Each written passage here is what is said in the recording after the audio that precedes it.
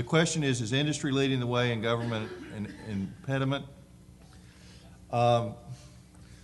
That's a strong statement, and that I have lots of acquaintances that work in government. I don't know that I want to universally say yes, because there are some progressive efforts in some governments, but there's a broken function in our market. The material supply that's under municipal or county control, that their behavior is extremely inelastic. They're mission driven, they're not profit driven, and at the end of the day, the truck's going to unload and deliver material. And it matters not whether the price is up or down. If prices are up, we get to June 30th, and if the city made lots of money that Novelis maybe gave them for material, that money then goes in the general fund, not back into public works. We buy new police cars and school textbooks. We don't reinvest in the recycling program. And our capture rate for materials hovers for plastic around 27%. Used beverage cans at 57%. We're seeing so much of our material get lost because we're not focusing at that. It's not all government, though. It's a lot of it. If we're away from home, where's the recycling bins in this building? Where's the recycling in this hotel? It was just a note on that, it was very hard for me to get recycling bins, and I probably shouldn't admit to this, but I actually borrowed some because the hotel could not supply them for me. So it's definitely going to be a community effort of all factors. This large groups like this and sporting events are key places that we can make big differences, but we need to get the facilities on board with that.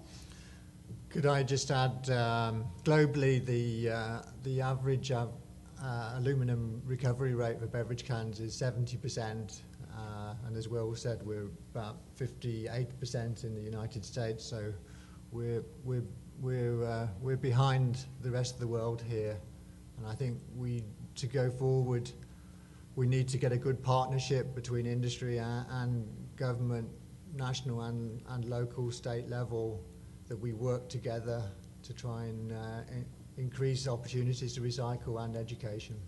There's another question. Actually, what's the recycling rate in the states It's approximately 90 in deposit states, and probably somewhere between 30 and 40 in non-deposit states. And so maybe somebody who lives in Metro will help me with this, but maybe a year ago, they started dumping the garbage and the recycling in the same truck.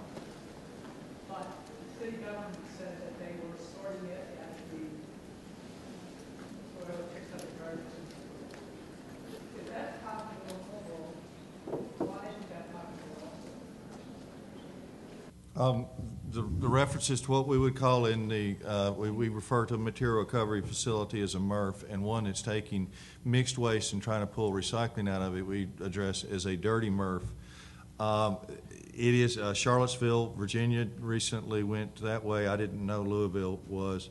The quality of the material suffers terribly, what we see coming out of it, and most of the end users, and I would certainly let John speak to that, but the end users are not happy with it. We've got enough trouble with our single stream MRFs where we're collecting just commingled recycling, and we've got glass and paper mixed together. They don't behave well together.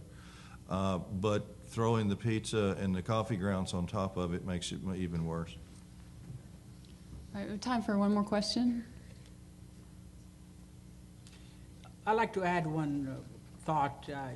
Normally people think recycling is low, we can make it higher because of better communication with the public, or better cooperation from the public, or better regulations. But that's the only two stools. The third stool is that we could be making much better recyclable product. And I can go industry by industry and name you in aerospace, in packaging, in building products, where the products designed by engineers and scientists, manufacturers, are not optimum product for recycling. That part is always over ignored and say, well, it's a communication issue, it's a government issue, it's a partner issue. But we as a scientists, engineers are not doing the best we could be doing to make right products. Was there one other question? Yes. To enhance recycling, there has to be a general shift in the population. There has to be some maybe economical incentives to do it. Yeah, It's that definitely makes a There's difference. direct correlation between deposit laws and the jobs and recycling rate. There's one-to-one correlation. Okay, last question. I just want to say, the University of Kentucky does not allow generating units to recover recycling revenue. And that's a national incentive. It just seems like it's an accident that's overlooked. If you go to the total recycle, then it disappears into some corner of the university and everybody's seen again by the generating unit. That's the wrong way to do it. Fully agree. Yeah.